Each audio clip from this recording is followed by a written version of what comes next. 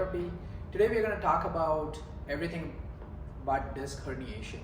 So if at all you're suffering from some back pain and then pain shooting down your leg, and you experience pins and needle, tingling, numbness, even heaviness or burning sensation on one of your leg or both leg, going down in the back of your thigh all the way down to the calf or all the way to your foot.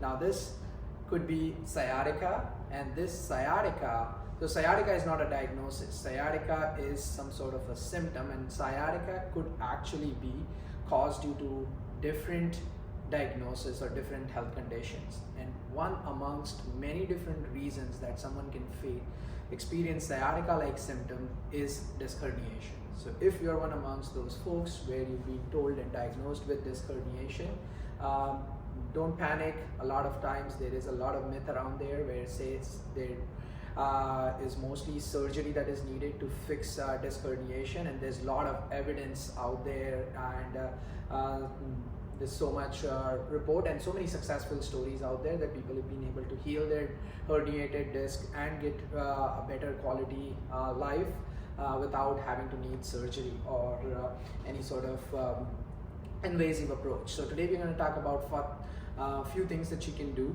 if at all you're experiencing these symptoms. So the idea is, it's important that we are getting to understand the basic and the basic science behind it.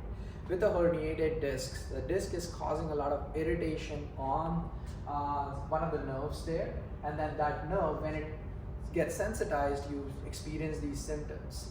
And more often than not, with disc herniation, these symptoms get aggravated when you're bending down, squatting, or any activities which is going in the forward direction, and then you tend to feel a lot better when you're going in the backward direction. So if at all you go for a walk when you're experiencing these leg pain and you experience that your pain is a lot lesser, that more often than not you will benefit from all the strategies that I'm going to show you here.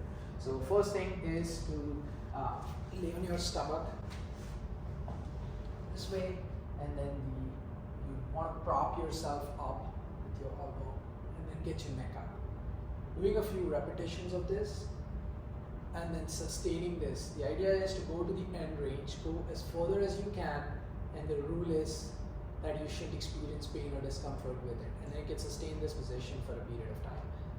Let's say 30 seconds, and then you want to increase the tolerance up to 45 seconds and up to a minute. Then that should be helpful. The second thing that you can do is then to progress it even further, and then push and prop yourself on your hand and then go all the way up there. You could do a few repetitions like this, same concept, 10 to 12 repetitions, and then try and sustain this position. You could start with 5 seconds and then go all the way up to a minute if you can. The third one, which I call this, is a roadkill technique. So for example, if you're experiencing the discomfort on your left leg, then you can pull this up in this direction and then still lay on your stomach, and then go through the very similar concept. First you could start with your elbows, and then you could go all the way up to your hands.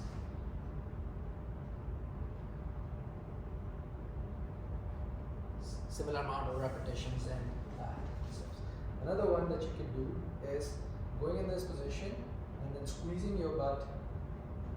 No stress should go on your lower back. So if at all it helps, if you do this and you're feeling there's a lot of arch that's happening on your back, you could have a pillow under your stomach as well.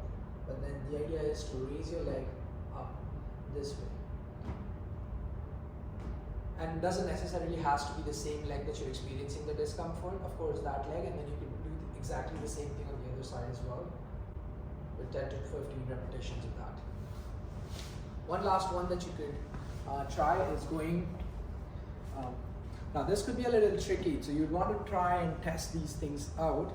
More often than not, you experience some sort of an abolishment of your symptom almost right away. But what you shouldn't do is that any of these movements that you're doing and you're experiencing more symptoms or feeling more sore or worse, the idea is not just the soreness around your lower back, that's completely fine. But if at all your pain is actually shooting down, previously it's up to your thigh and then it's going down there, then you want to just stop for a little bit and then try a different version of it.